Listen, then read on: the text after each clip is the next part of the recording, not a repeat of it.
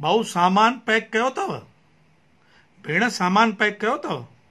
केॾी महिल जो ऊपर वाले जो बुलाओ अची वञे झूलण जो, उहो थो पुछांव, नाराज़ न थी जो। ॾिसो तव्हां सभई ॼणा फिट रहो, 100 साल जियो, मूंखे बि आशीर्वाद कयो, मगर अॼु ज़िंदगीअ जो सच मायने में कोई भरोसो कोन्हे। इन करे पुछांव थो, छा सामान पैक तव्हांजो आहे? छा तव्हांजी तयारी आहे? तयारीअ जो मतिलबु आहे असां जीवन में सभु कम पूरा करे छॾिया आहिनि। सोचो तव्हां, हिकिड़ो दफ़ो कुझु साल पहिरियों जी ॻाल्हि आहे, मां ICU में एडमिट थी वियुमि ऐं उन वक़्तु मूंखे लॻो त शायदि अॼु आर पार थी वेंदासीं। उन वक़्त में मां महसूसु कयो त मूंखे शायदि अञा न वञिणो आहे, मूंखे कुझु कम बाक़ी आहिनि। दुख पियो थिए, मोटी आयुमि, ख़ैर मां अॼु ख़ुशि आहियां, पर मां इहो सोचियो त इंसान खे स्थिति उहा कॾहिं बि अची सघे थी उन वक़्तु माण्हू खे गमगीन अवस्था न हुजे, दुखी न हुजे, चिंताउनि में न मरे माण्हू। पर इहा ॻाल्हि बि सही आहे, जीअण जी इच्छा कंहिंखे कान्हे, मूंखे बि आहे, सभिनी खे आहे। मां हिकु ॾाढी कुराड़ी ॿुढी अम्मा वटि वियुमि, मां चयोमांसि हरिओम दादी, ख़ुशि आहियो? सामान पैक कयो अथव? चई छाजो? मां न, मथों जे लाइ केॾी महिल बुलाओ तव्हांखे अची सघे थो पियो। लख जी लानत थी, मां मरां छो मरां? मरनि वञी मुंहिंजा दुश्मन। अड़े हूंदे मां अञा 85 साल जी वेठी आहे, अञा मां त 82 जी आहियां। त सही ॻाल्हि आहे, ऐं हुजणी बि खपे, जीअण जी इच्छा सभिनी खे हुजणी खपे, तॾहिं त इंसान जिंदा दिलि आहे।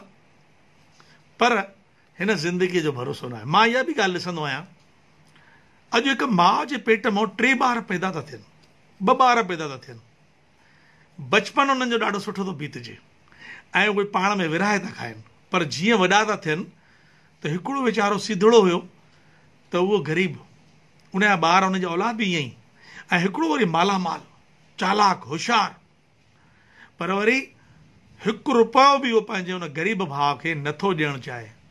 ज़मीन जो टुकर त ॾाढी वॾी ॻाल्हि आहे, दुकान जो हिकिड़ो हिसो त छोड़ियो, पैसो 10 रुपया बि हुनखे न ॾींदो, चवंदो मरे त वञी मरे। मां तव्हांखे चवणु थो चाहियां, हे जनम मिलियो आहे मनुष्य जनम, चवंदा अथव कि हिकु माण्हूअ जो जीवन ज़रूरु ठाहिजे, ॿियो कुझु न कयो त न कयो। दुनिया भर जा दान दक्षिणाऊं, दान धर्म छॾियो, हिकु माण्हूअ जो जीवन ठाहियो, पोइ ॿियनि जी छॾियो, पंहिंजी भाउ जी ठाहियूं। वीचारो खिले, वीचारो आनंद में उहो तव्हांखे यादि करे, थोरा ई पैसनि सां केॾी महिल उनजो जीवन ठही सघे थो पियो। तव्हांखे ठाहिणो खपे, जे मालामाल जेको आहे झूलण ॾिनो आहे तव्हांखे, त हिकिड़े ग़रीब भाउ जो जीवन ठाहे छॾियो, उनजो जीवन ठाहियो, तव्हांजा 7 जन्म ठही वेंदव। आदमी मुसाफिर है, आता है जाता है, आते जाते रस्ते में वो यादें छोड़ जाता है, यादें छोड़ जाता है।